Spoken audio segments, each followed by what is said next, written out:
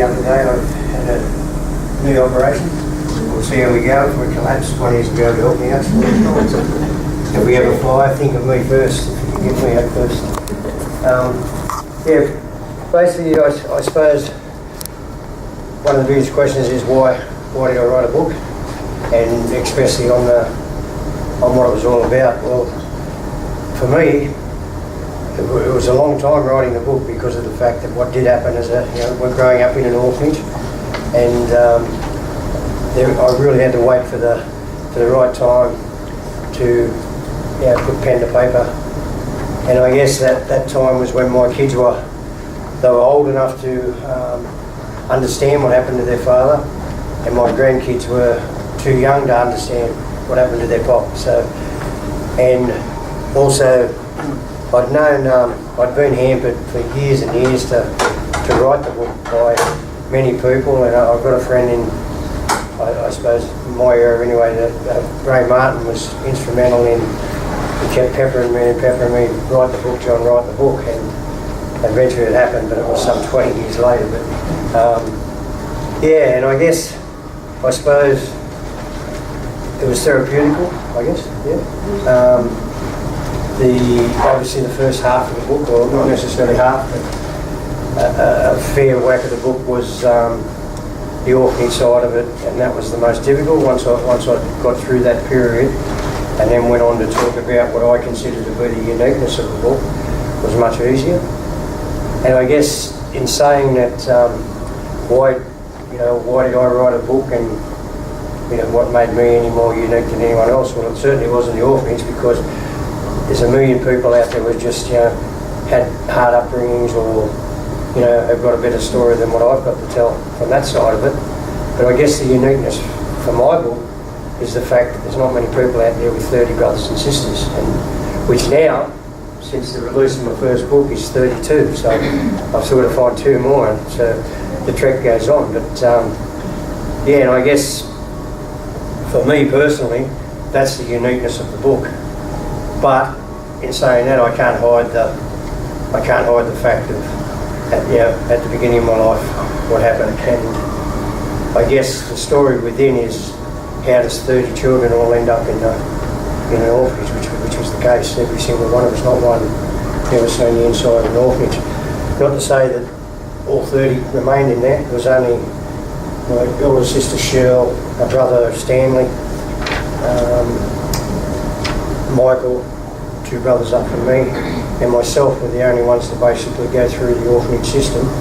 I got out about a couple of years earlier because a school friend's parents made out they were going to, well, they didn't make out, they were prepared to say they were fostering me to get me out of the home earlier.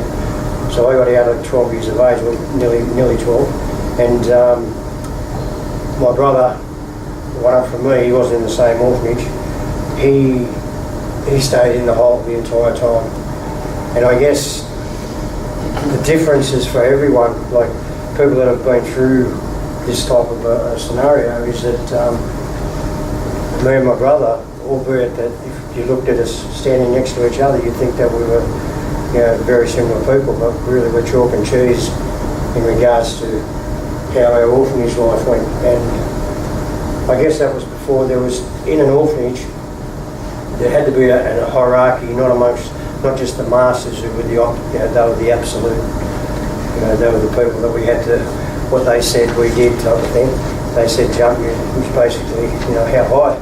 But amongst us kids there was a hierarchy as well, and although you couldn't have gangs as such, there was 2 factors within a home, and you had what was called runners, and then you had what was called dingoes.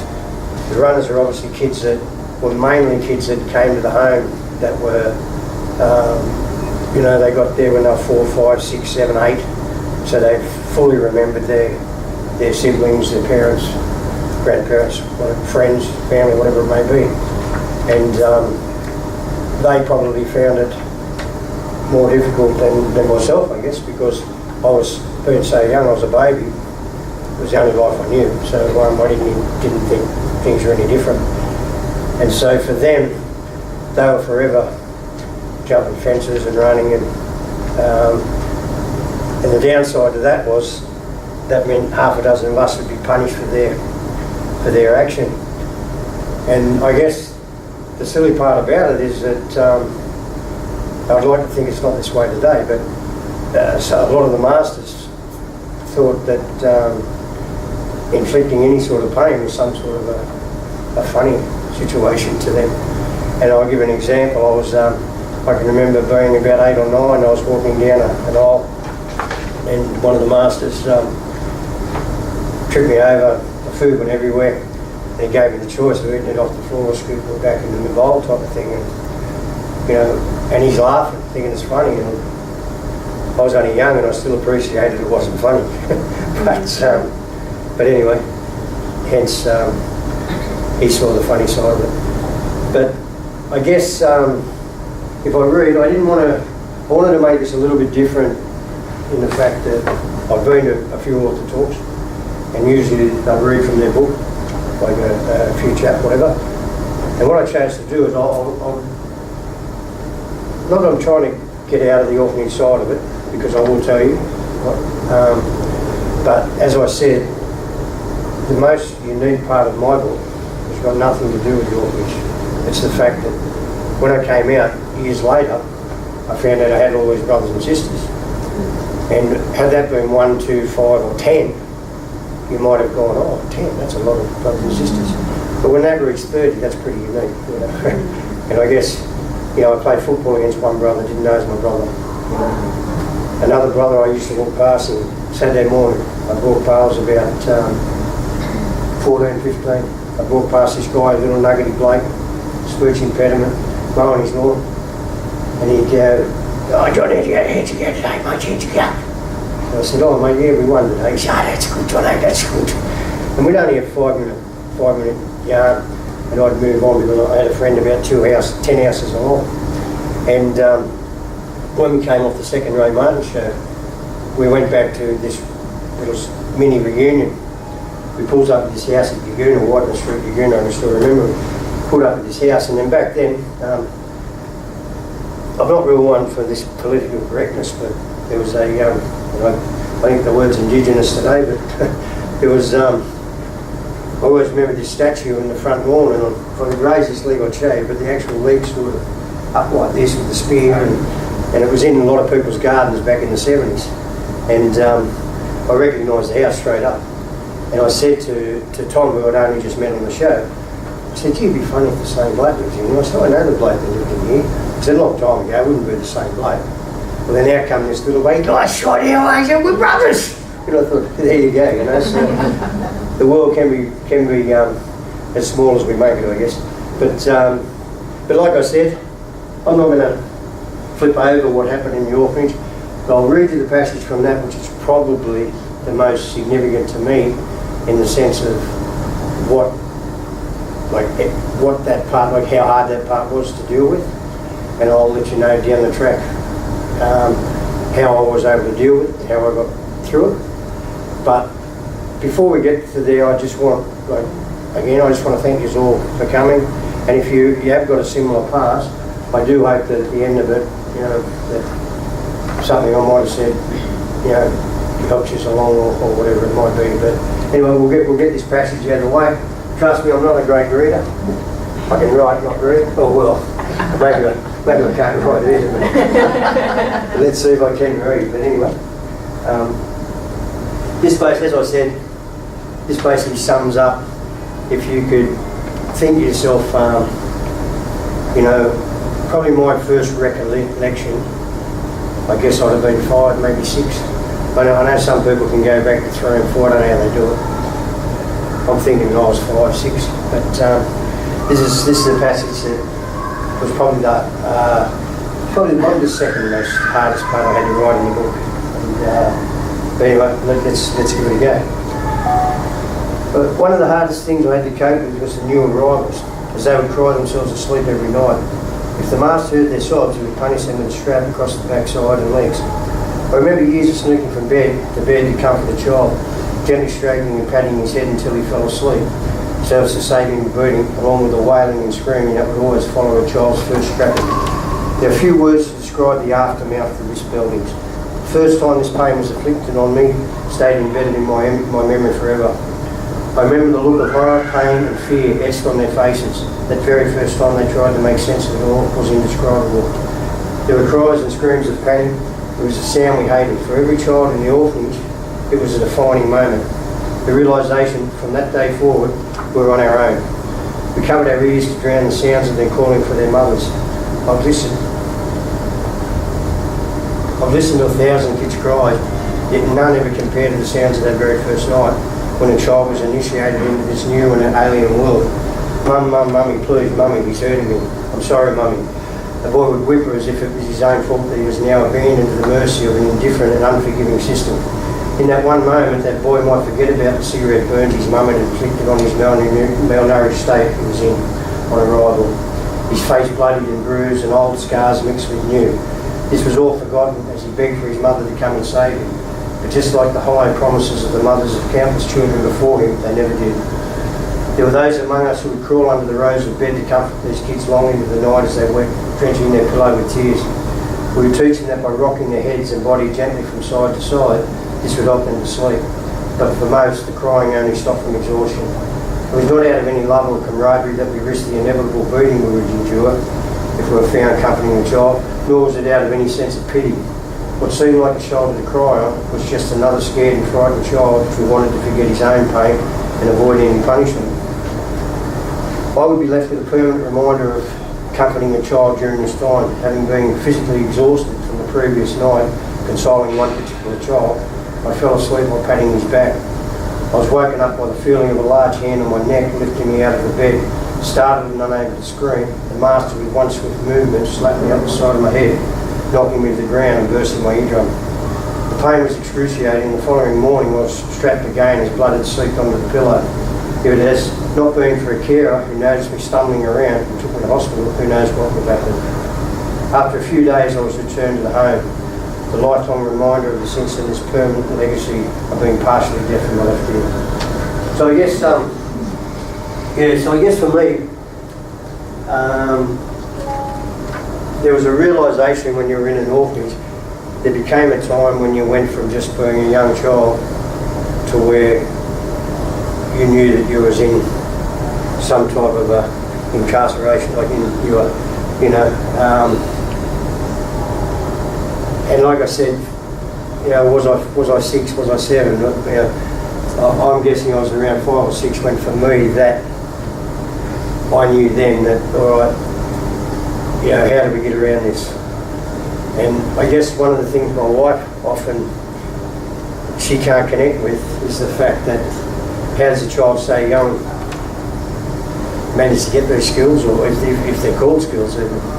And I don't think it's a matter of getting the skills, I think it's a matter of you need to know the skills. And that was little things like at school we would gather from kids in the school.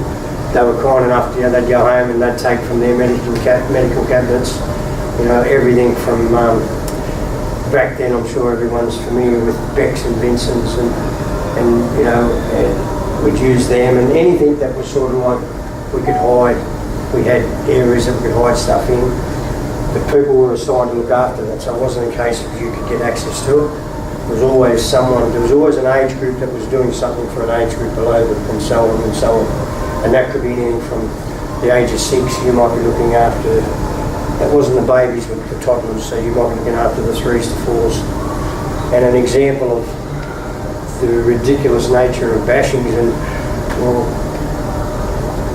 some people think bashing sounds harsh, but I can tell you that I had marks on my back till I was well into my 40s, and there were just thin lines across my back, and there was lots of them. And fortunately, you couldn't sort of tell what they were. I knew that where they were from, but my wife and kids didn't know, and they just looked like just sort of I don't know, you'd call them like these little white sort of, yeah, just white, it was just across my back. And they were actually from, they used to have one of their enjoyments of instruments of choice in disciplining us was it was just basically a a strap type handle thing, and it had all these strands. And they were obviously off a particular tree. And I had noticed them in the which was a river around the northwest, I think it was the northwest area, but I had noticed that tree before. I can't say where, and I'm guessing people have had them in their garden. It's one of those types of stranded leaf that when you hit it, there's no dramas, but when you pull away from it, it sort of tears at the skin. And the marks on my back was where they actually hit you with the whip-like instrument. The strands would go across your back, which oddly enough stung a little bit, but nothing. After 50, 60 times, it didn't really matter. So, but it was when they pulled back, it would just rip the skin straight off your back. And then the next morning, if you had blood or anything on your shirts, you'd get another strap of the soil on your shirts, basically. So,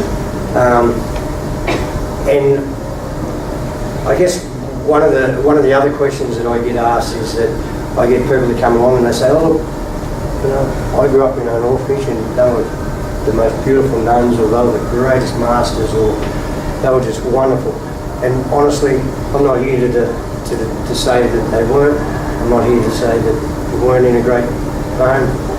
But unfortunately, there was many that weren't that fortunate. And I would honestly, in my opinion, and this is only my opinion, I believe that let's scale this down so we're not talking, because what you've got to remember is there's over 500,000 orphans just Australia alone, let alone the world.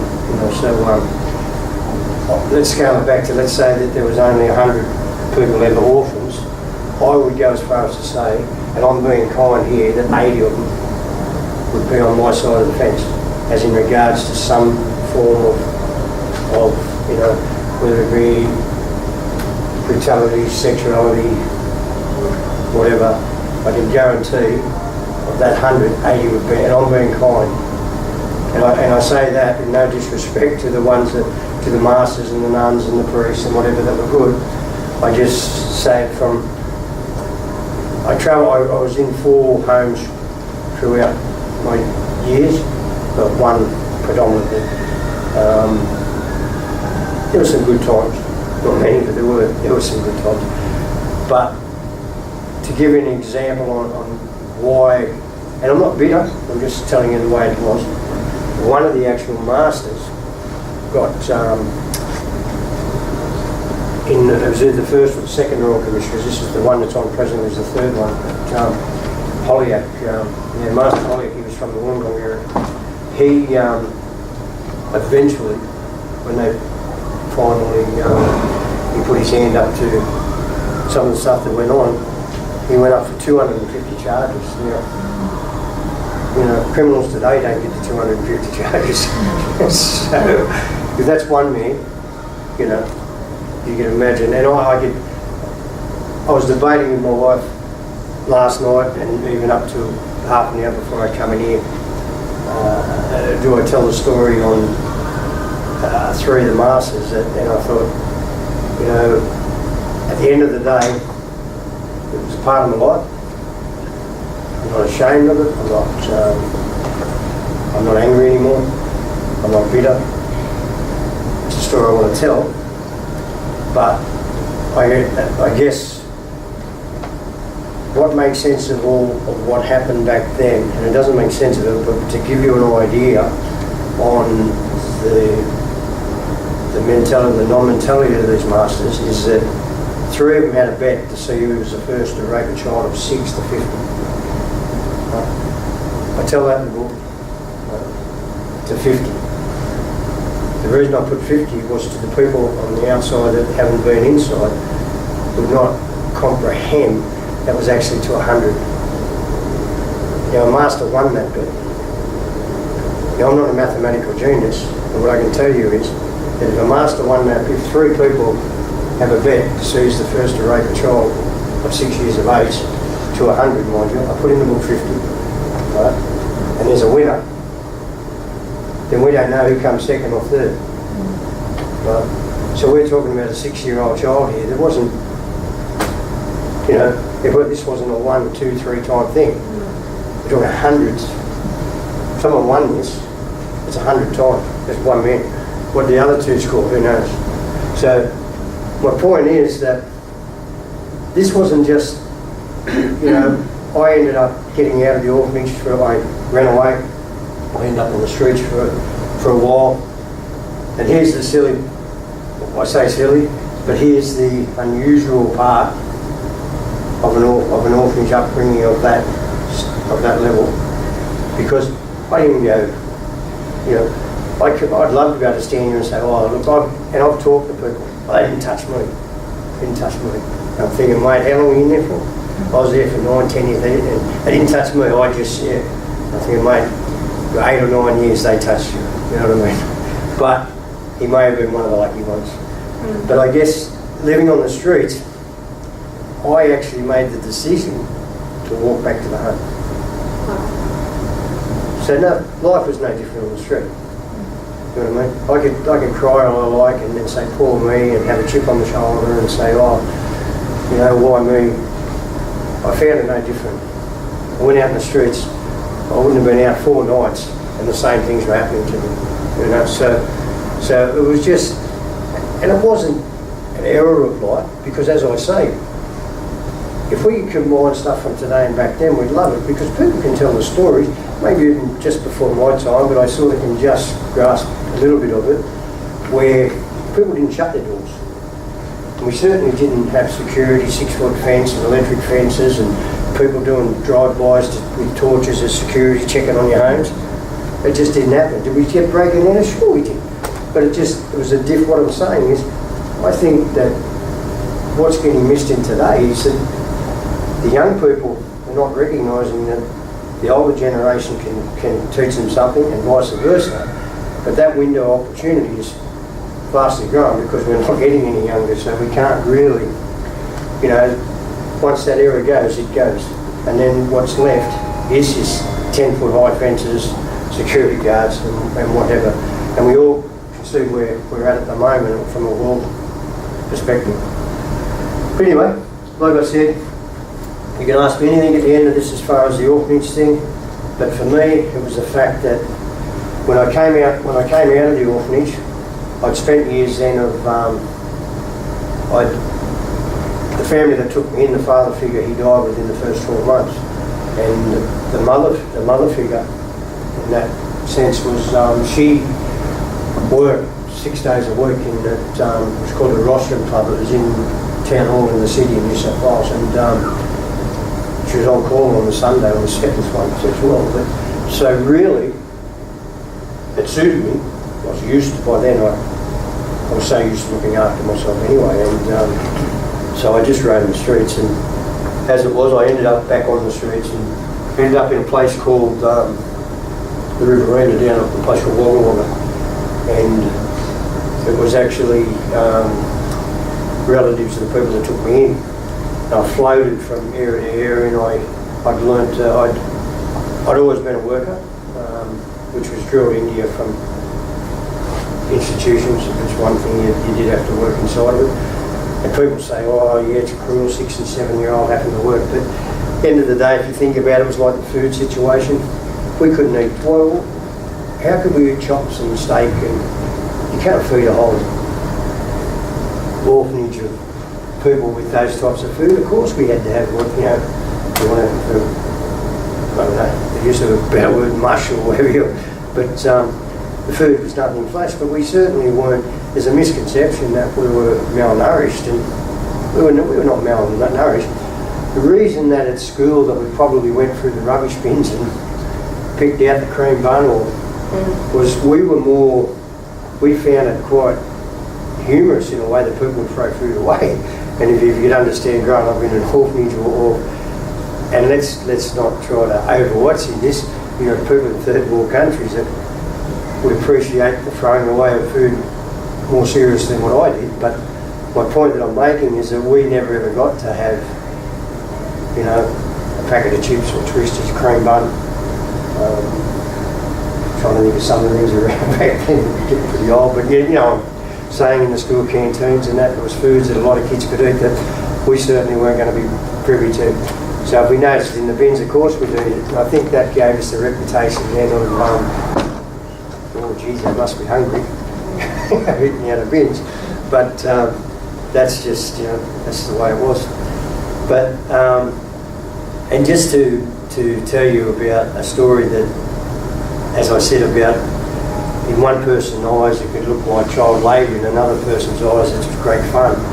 And great fun to us was there was a year there, I was about 10, and I was fortunate enough and lucky enough to be part of a trip where we went away to another orphanage, and on the way up we picked other kids up from these other orphanages at Grafton and right through till we got up to an orphanage up in Queensland. And I suppose there'd have been, if you included the masters that were there, there'd have been,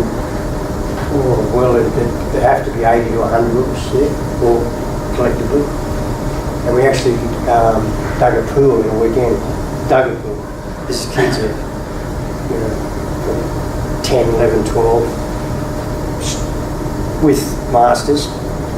But the thing that I most think of, that when I think of that particular thing, was we had fun.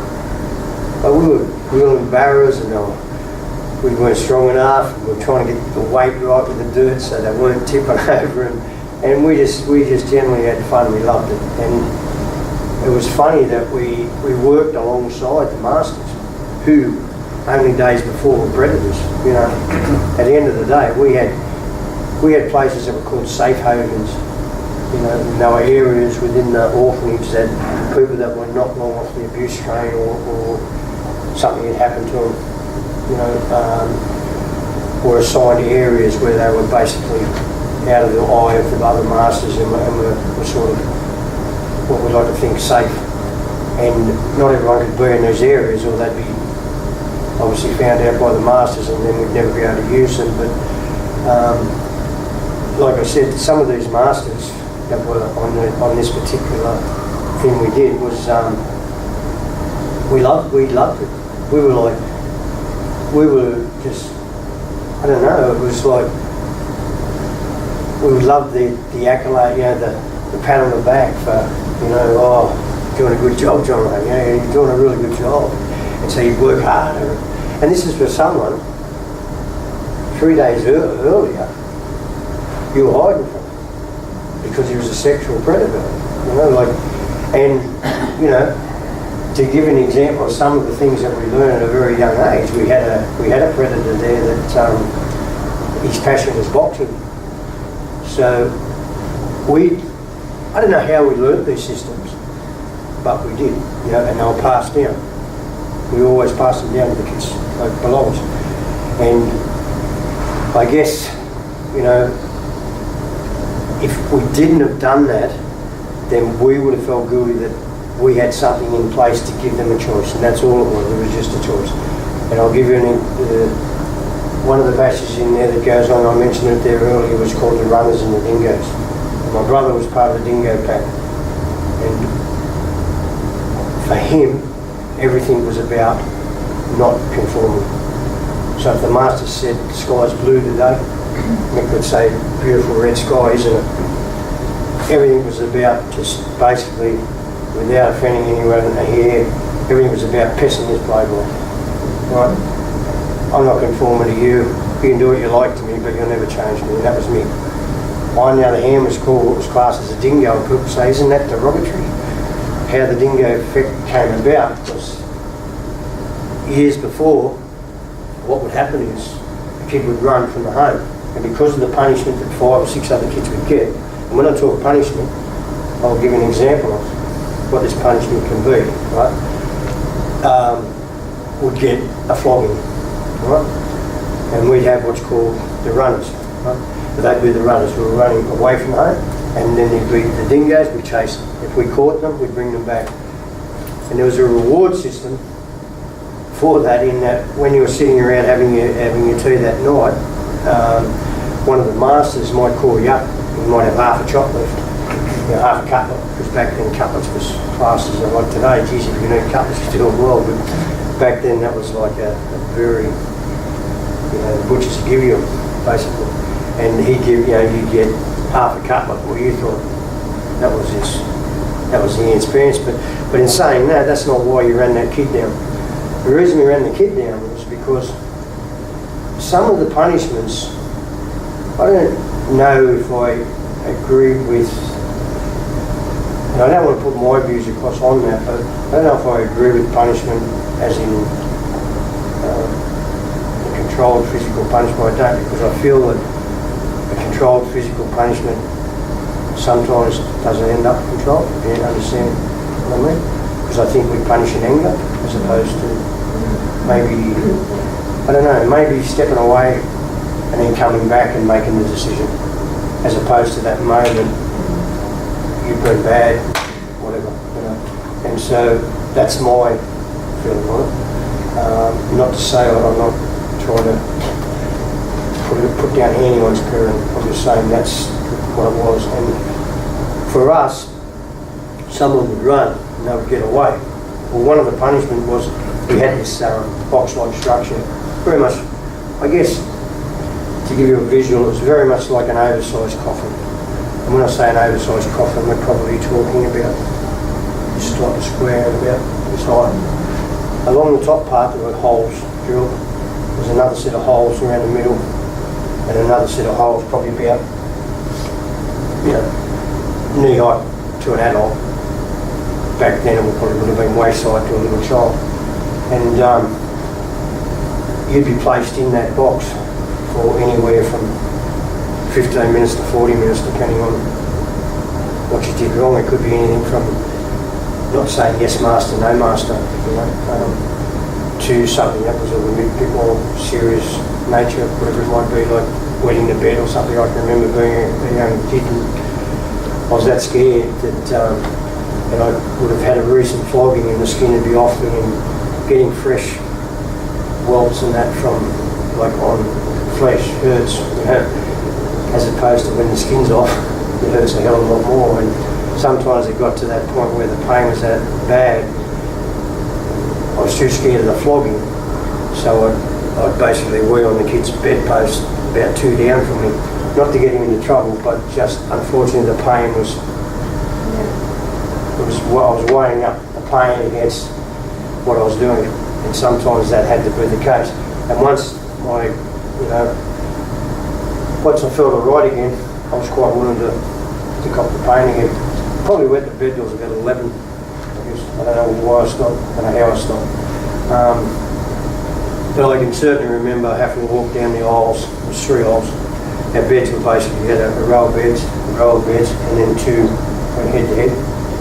And then a lot of times you'd sleep because the orphanages would be, what sort of changed the orphanage system was that it went from where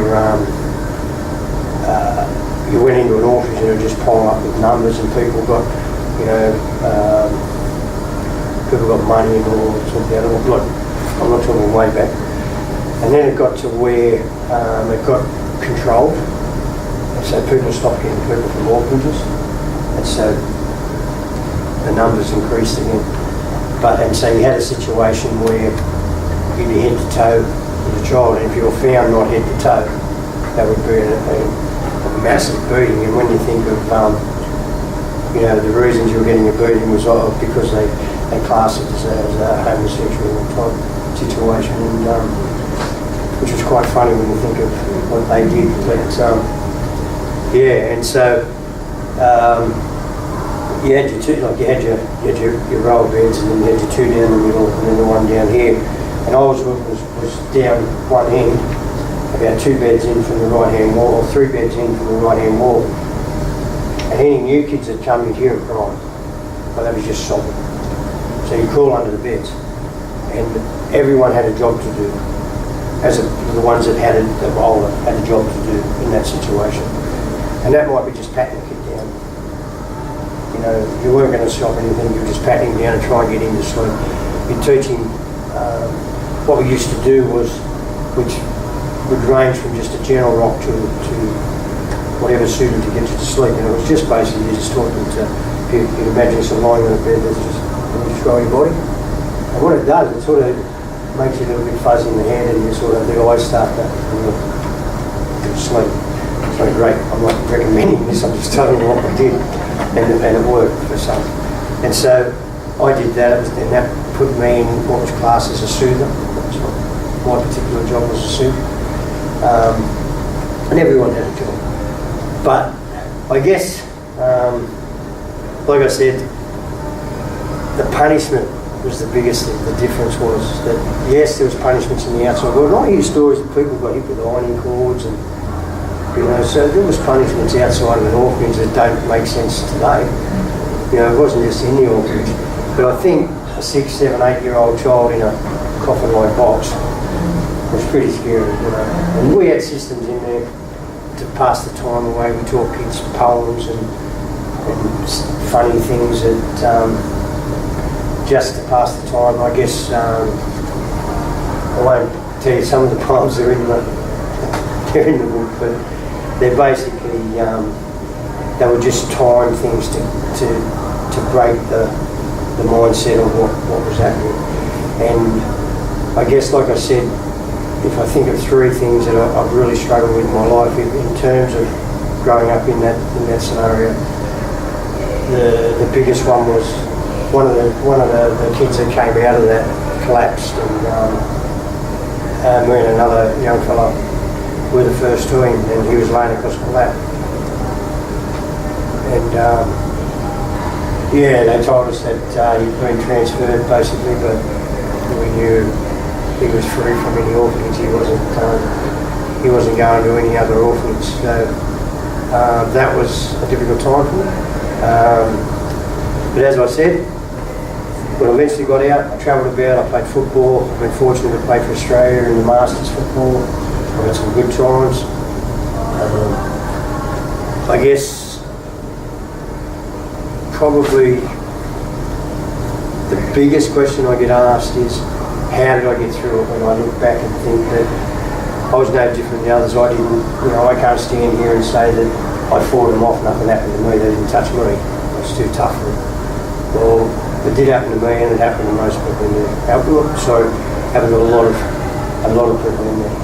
And for me, I was no different to my brother and 2 others. And I can give an example of 2 others. Is one fellow stood in front of a Royal Commission before the Royal Commission started outside the doors. And a master came in, and he would have been, if not in his late 80s, he was in his 90s. The guy that was standing there, who was an ex-orphanage kid, was probably fit, still young enough, big enough, hit the guy. Now, can you imagine what hatred you'd have to hit a 90-year-old person? You've got to have some pretty intense hatred. And he was not charged. Because so why would he charge? You can't go hit a 90-year-old man and not be charged. Well, he just basically told me, he just said, listen, if there's any charges made, I'll make sure I go to every press and I'll tell them exactly what this man did. He chose not to press charges. Now, why would he not press charges? Because he didn't want others to know. Why did I make the decision not to? I could have easily stood before a Royal Commission and I could have rattled off masters' names. And a lady said to me at one of these, she said, I think it was in Wagga, I did one of these talks, and the lady said, yeah, that's honourable and it's pretty good what you did. She said, but I couldn't do that because what happens if, by you not disclosing what this person's done, they go and do it to others. I never looked at it from that point of view, but I guess for me it was just a personal decision that I chose not to, and even in my book, I named some names where I know that they're cool with it. I've been in contact with them, or I keep contact with me, but I chose not to bring them undone because I figured that, and I'm not going to stand and say to you either that I'm a believer or a non-believer in a God. I hope for everyone's sake that there is, but for me, I look at it from a point that I'm not going to listen to any reasons of why he doesn't, but if I had that power, I can guarantee you that little kids and women wouldn't be getting raped and the elderly wouldn't be getting killed, and I could guarantee that I couldn't stand back under any reasoning and not do that, or just, if I was a God with that sort of power, I'd be using it. And one that springs to mind is the New Copy.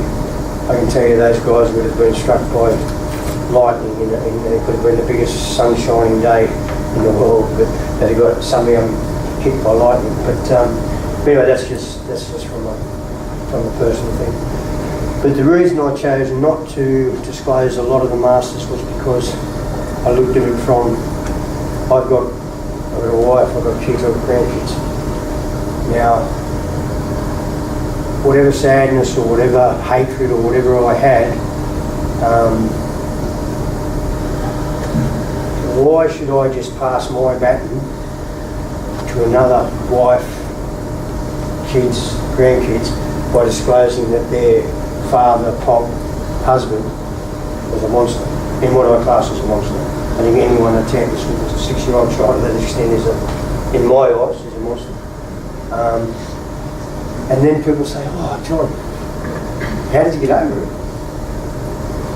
And the one thing, and then what I try to leave everyone with, if anyone here has got any type of background in this, I don't know if I can help you, I can just tell you what helped me. And the one thing that saved me and changed my whole mindset and what happened was I was able to, and this doesn't have to be a human, and I know plenty of people that love their dog or their cat to the extreme. And I'm an animal lover myself, but what I'm saying is you just got to find that one thing that says, all right, that's the best thing in my life. And that was my wife. That changed me. How did that change me? Because I was able to tell myself, right, this happened to me as a child. I'm not going to try and cut any corners here. Sexual brutality, molesting, just whatever you want to throw it in there, that's there. That's part of my life. That happened up to an age, right? Living on the streets, it was hard times, good times, whatever. Again, part of my life. I met my wife, having my kids, my grandkids, till today. It's all part of my life. I was able to convince myself that if I take one, and it stands to reason that it's right, and it works for me, but if I took one thing away from my life back then, so let's say I said, oh, this happened, I'd love that to never happen. Then that's got to compound on itself all the way right through the history of my life to where I mightn't have been at the place that I was at the time that I met my wife. Therefore means I don't have my kids. Therefore means I don't have my grandkids. So for me it was an easy decision. It was like, right, all this happened to me, but I've got the choice now. Would I go through that again to have my wife, my kids and my grandkids? 1,000 times. What happened to me in that era of time, right, and I say it in the end, I put a dedication in my wife, nothing in a brush of a feather. Nothing in a brush of a feather. They could do that to me 10 times, 20 times, I don't care. I really don't. You know what I mean? If it means that I still end up with my wife, my kids and my grandkids, I'm the luckiest man alive. And I say that in all seriousness. To where I am today, I've been fortunate to write 5 books. This is the first of them.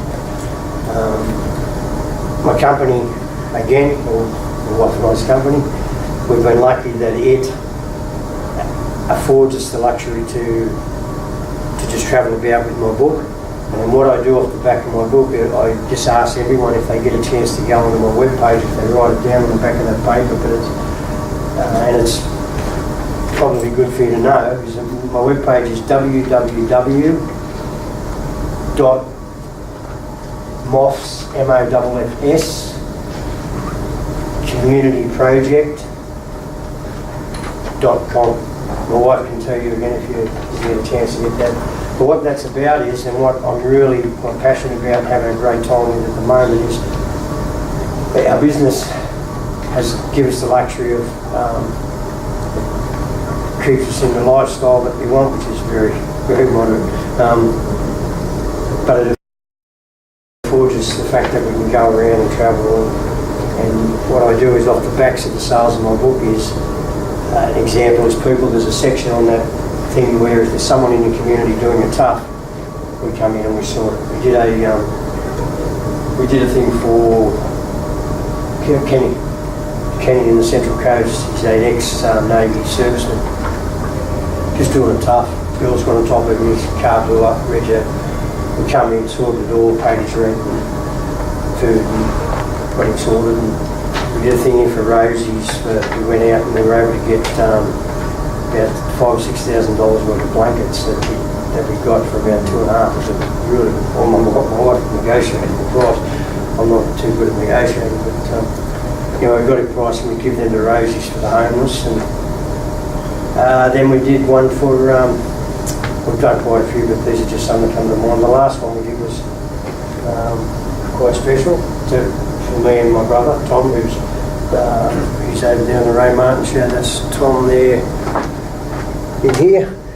But we're probably the closest. We went down to Sydney during the Sydney surf, because we knew everyone would be tied up that end of the town. And we went and we bought just hundreds of.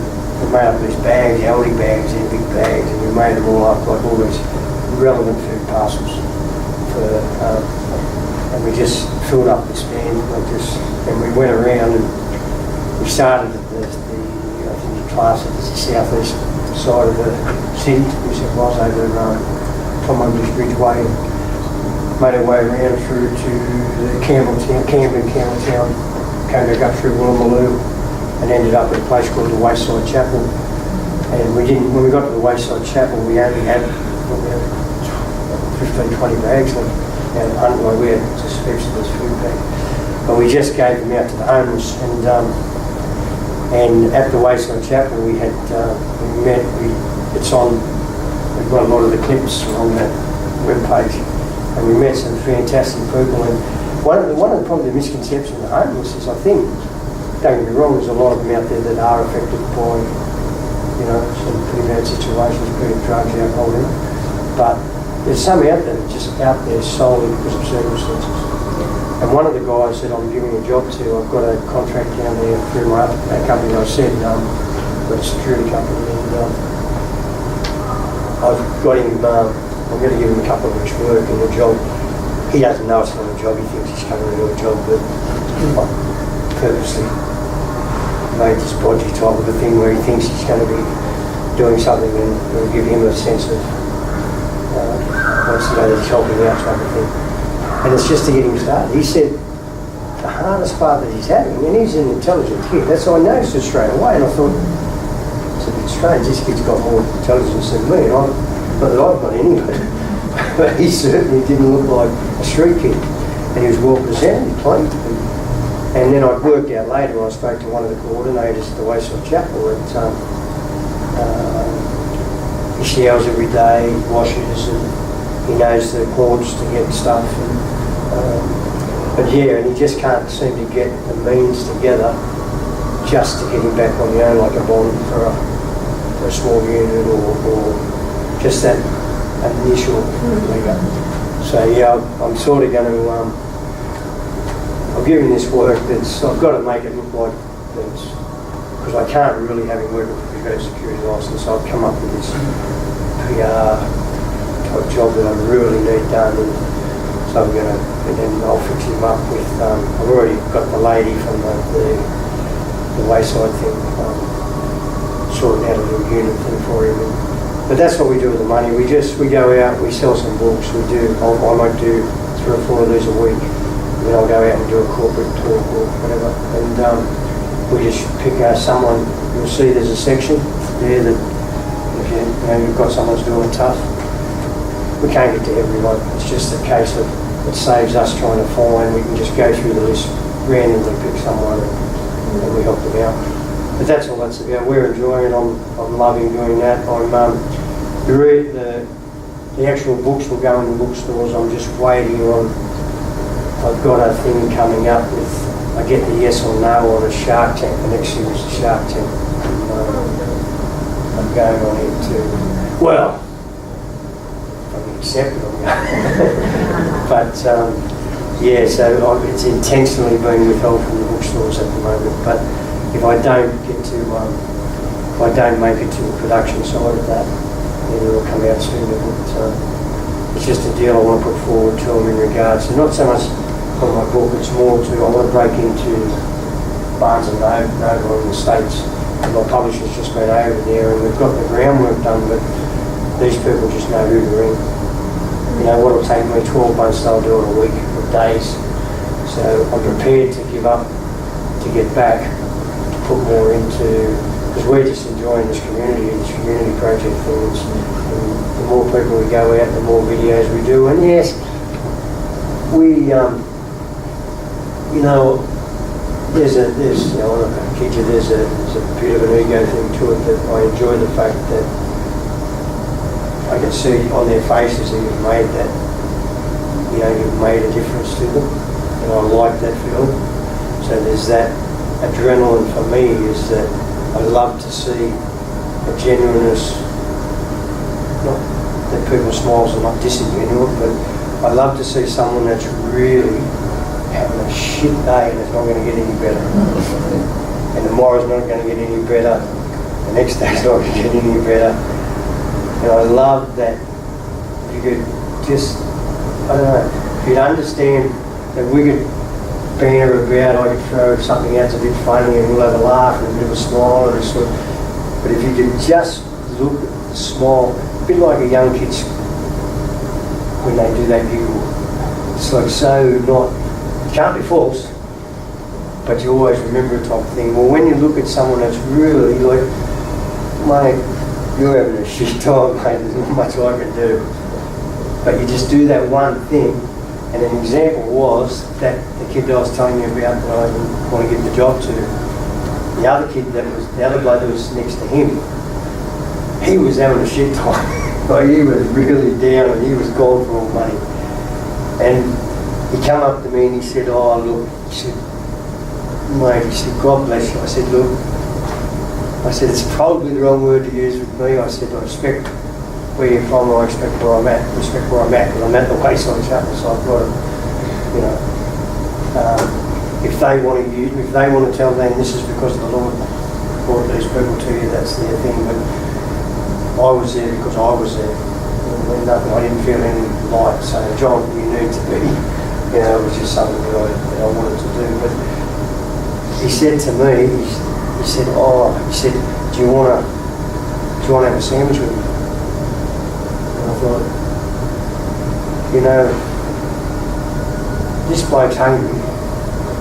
He's got nothing. I'm giving him something, so he can have a feed. He wants me to sit down and have a sandwich with him.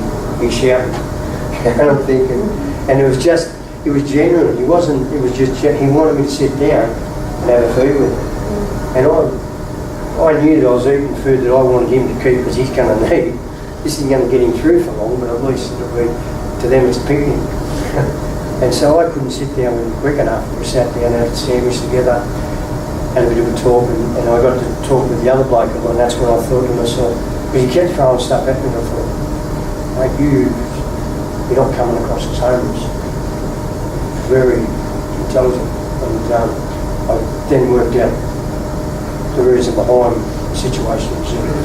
But anyway, we've taken up the time. I hope I haven't bored you. But like I said, please go onto my webpage, have a look. If you do know anyone that's doing a tough in the area, there's a little section there just to copy, just write it in. Either me, my brother, my wife, one of us, my daughter, one of us over through it, then you know, we could come on, we don't know. We've got, I've got to do one down in the Lead, and I've got another one in South Australia, one in Canberra, and then I'll probably do another one up this way. I want to do another thing. I'm doing a thing for the homeless with, I'm cutting a deal with a place called Harry the Wheels. Has anyone heard of Harry the Wheels? Yeah. Harry the Wheels in Warrangaloo. Yeah. Franchise. I used to live in Warrangaloo. Oh, all right. Well, Harry's has moved from up near the, used to be up near the boat, up near the ships. It's moved down about 100 metres. Oh, okay. And it's franchised now. It's one at Parramatta and there's one at other places. But I'm doing a deal with the original Harry the Wheels. Not him himself, but that one at Warrangaloo. And it was quite funny because when I said, oh look, what I want to do is I want to bring some people off the streets down, I want to give them a feed and a drink, and what's the best thing you can do for them? And he told me a figure and I said, well, come. I said, mate, I said, it's for people doing it a bit tough. Surely you can sharpen the pencil a bit. So he's giving me another figure and I thought, all right. I said, how about, I said, listen, I said, how about, can we knock that just 50% more and I'll make sure that I get a few, so you can make a few bucks. And he's gone, all right. I got him down to about, I think I'm paying about $2 for a hot dog or a drink or something. But he said, oh, how many is coming? Expecting me to say about 10 or 20. I said, well, about 200. He said, oh, he said, you're kidding me. He said, you got me. I said, it's all right, mate, you're doing the deal, not me. So, but anyway, he was cool, he was happy with it. So, yeah, and what we're doing is the NOS Foundation, and I mean, I'll get into bed with the NOS Foundation and all these different charity organisations, even though they're probably against, how would you say, they're not my, for my own reasons, they're not my type of thing I don't. I think I find them to be all about recruiting, just my personal opinion.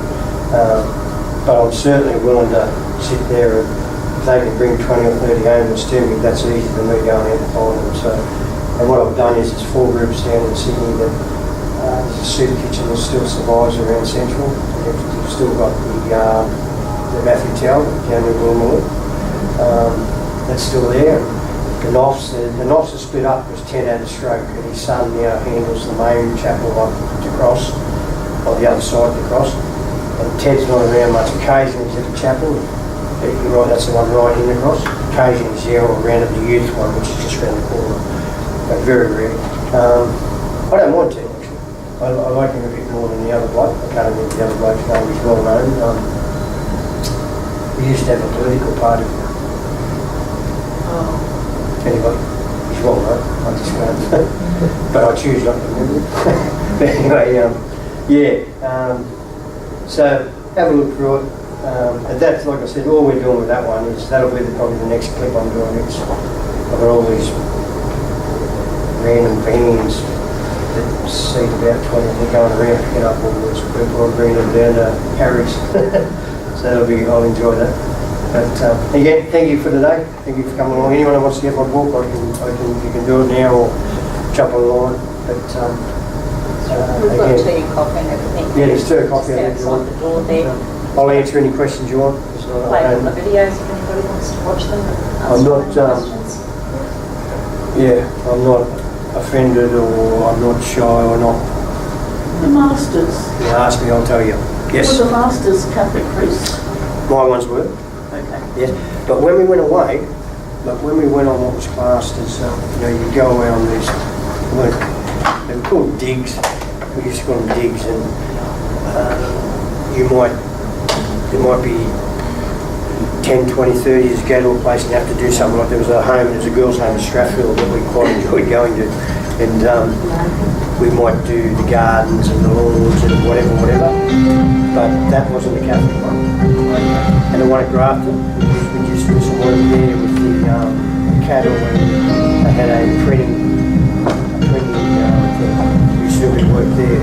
That wasn't the Catholic one. I thought that was something Saints, Mother Mary of Saints, or something. Yeah, no, not always Catholic. No, I'm Catholic.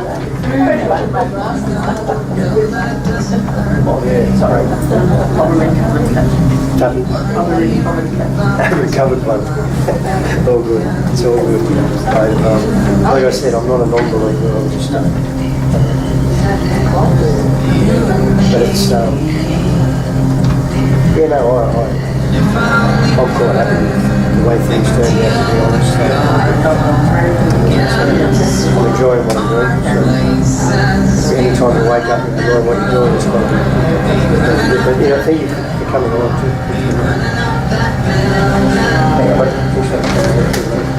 Yeah, so it's all